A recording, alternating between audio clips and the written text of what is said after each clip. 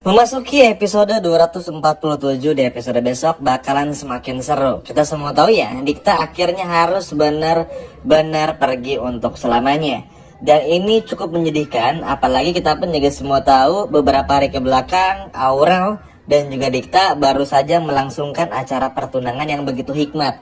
Meskipun acara harus hancur-hancuran, tapi ternyata nasib buruk harus menghantui Dikta. Bahkan Rianti pun juga bilang, teman-teman, Dikta aja yang sehat, kuat dan juga muda, ternyata tetap aja yang namanya umur nggak pernah ada yang tahu. Bahkan kita pun juga semua tahu dan mendengar langsung, Rianti berencana untuk beritahu Mutiara status dirinya dan juga Mutiara sebelum Rianti pergi untuk selama-lamanya. Wah, ini sih makin seru juga. Tapi tenang, kita nggak akan dulu bahas tentang Rianti, kita akan berfokus lagi teman-teman tentang pembahasan dari permasalahan Dikta ini.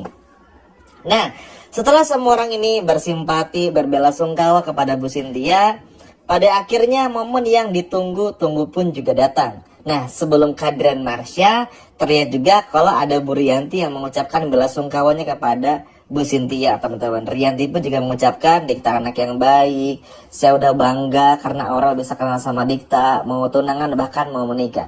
Tapi apa daya, Nesi udah menjadi bubur dan kini semuanya jadi berubah.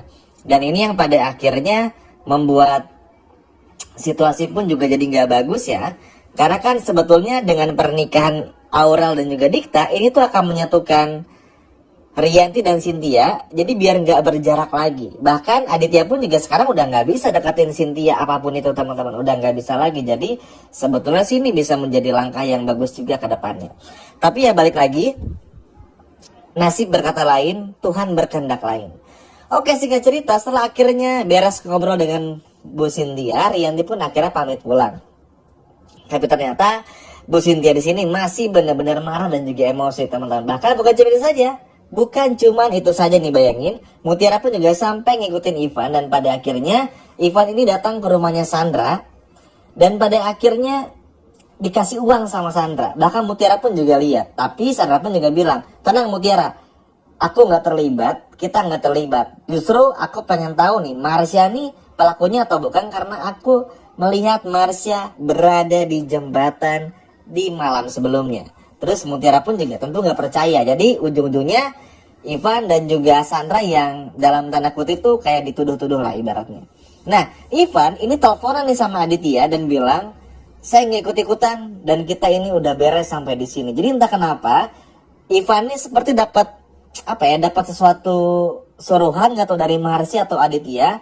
Tapi Ivan ini nggak mau teman-teman. Dia nggak bisa dipungkiri ya. Ivan pun juga tadi bilang, kematian Dikta ini tuh mungkin bikin Ivan seneng.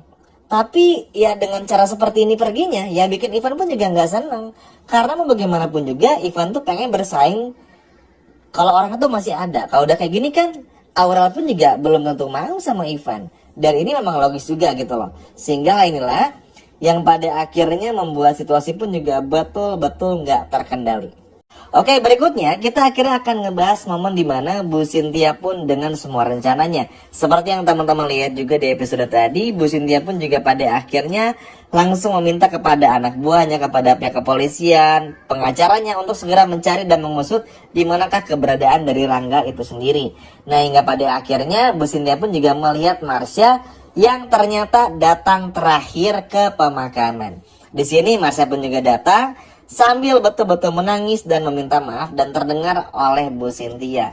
Dan di momen inilah akhirnya Bu Cynthia sadar kalau Marsha ini kenapa nggak datang ketika ke rumah sakit. Secara logika aja, Marsha sama Dikta ini teman kecil yang dekat dari kecil. Sama seperti Kenzo, Sandra dan juga Kela yang udah temenan dari kecil.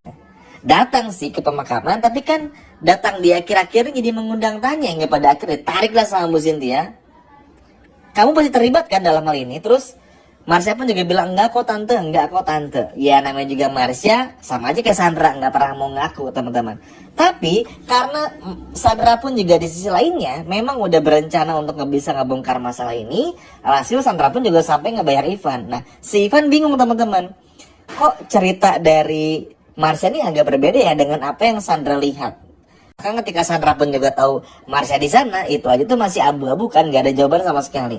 Tapi petunjuk dari Sandra ini akhirnya begitu penting, makanya Mutiara pun juga langsung menyampaikan kepada Bu Cynthia. Bu Cynthia pun juga pada akhirnya ajak ngobrol Sandra dan ajak bicara Sandra, dan pada akhirnya Sandra pun juga bilang, saya lagi berhenti di jalan sini Bu, dan saya ngelihat Marsha teriak-teriak nama Dikta. Tapi yang bikin saya aneh, kata Sandra, kalau emang udah tahu Dikta terjatuh, kenapa Marsha nggak ngehubungin Bu Cynthia, Aurel, atau bahkan Kenzo? Disinilah Bu Cynthia betul-betul marah dan juga emosi hingga terdiam. Dan pada akhirnya apa?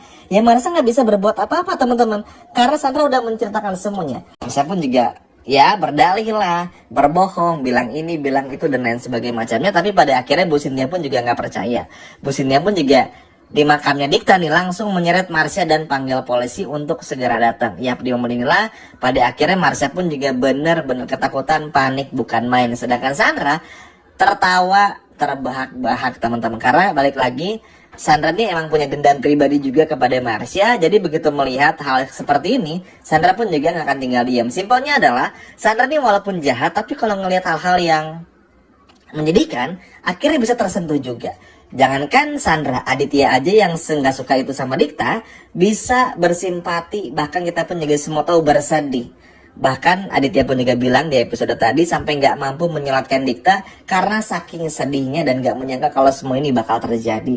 Jadi yang namanya apa ya, iman ibaratnya, dan juga rasa iba, rasa simpati itu tuh masih ada meskipun ini datang dari orang seperti Sandra.